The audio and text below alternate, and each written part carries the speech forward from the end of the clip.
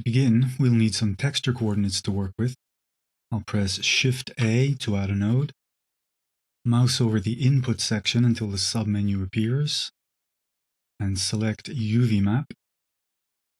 Click to add it to the network, and with the Node Wrangler add-on enabled, I can hold Ctrl, Shift, and click to preview the output of this node, and this is the visual representation of my UV map. Red representing the x-axis and green representing the y. I can better illustrate that by separating the axes and showing you that x is a gradient from left to right of 0 to 1. Y is a gradient from bottom to top, again from 0 to 1. Shift-A to add a node, and under the converter section, I'll select a math node and drop it directly onto the noodle coming from the X socket. I'll now set this math node operation to snap. The snap node lives up to its name by snapping its input value to the increment specified here. The width of these columns is 0.16, and also the value represented visually in the columns is multiples of 0.16. So this is 0.16 times 0, 0.16 times 1, 0.16 times 2, etc., etc. I'll set this to 0.1 for simplicity, giving me 10 vertical columns. I'll now select the snap node and press Shift-D to duplicate that node. Drop my duplicate here, and the same operation again, Shift-D to duplicate, and I'll drop my second duplicate here. Let me move these two nodes up a little bit. I'll now set the operation of my first duplicate node to subtract, and the second duplicate gets set to divide. Into the top of the subtract node, let's plug the x coordinate, and the result of the snap node goes into the bottom. And now if I Control Shift and click to preview the output of my subtract node, you'll see that I now have gradients occupying the columns which were previously stepped values. These gradients are from 0 to the value input here, so from 0 to 0.2, and the column is still of width 0.2.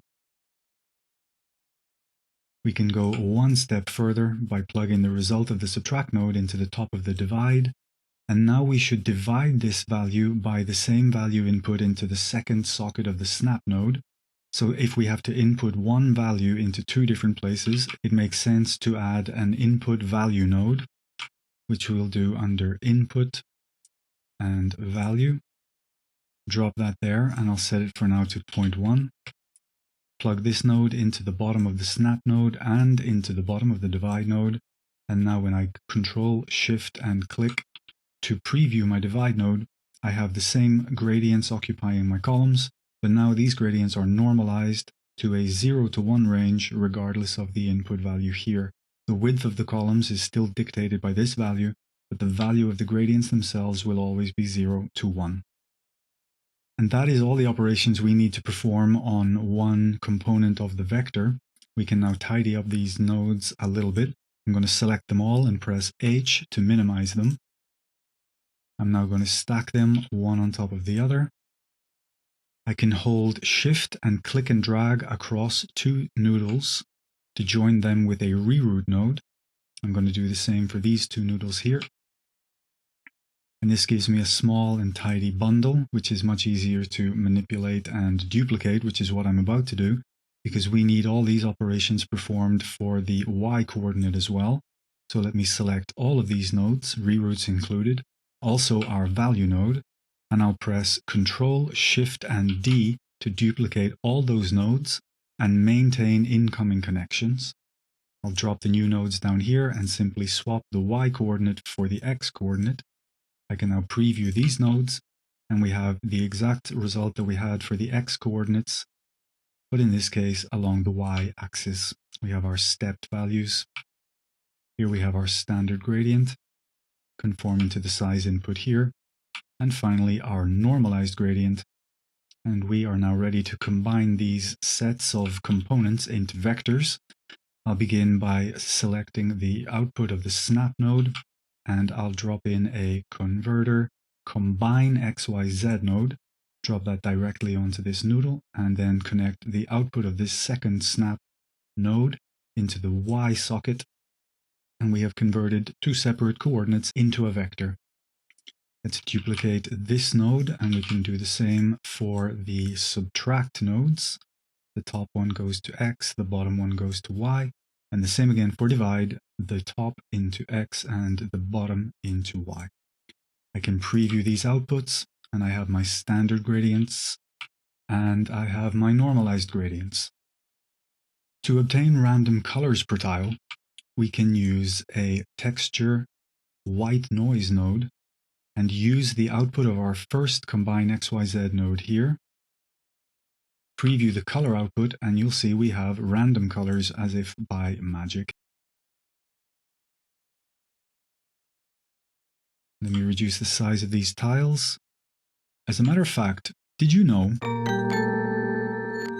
that in Blender you can set the input sockets of several similar nodes? For example, these two value nodes here, I can select them both.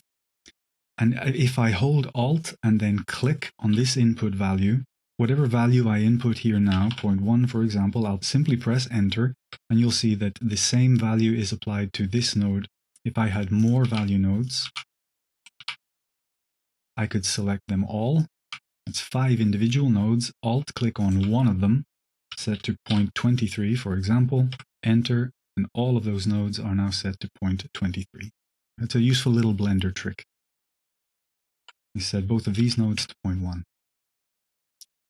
Finally, let's wrap our nodes into a node group by selecting all of them, including the separate XYZ node. We want all of our nodes except for the UV map and the two value input nodes.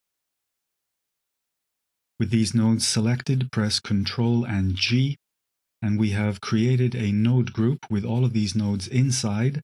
We are inside the node group and editing the contents of that node group, and you can tell when you're inside a node group as opposed to the standard node tree by the green background here.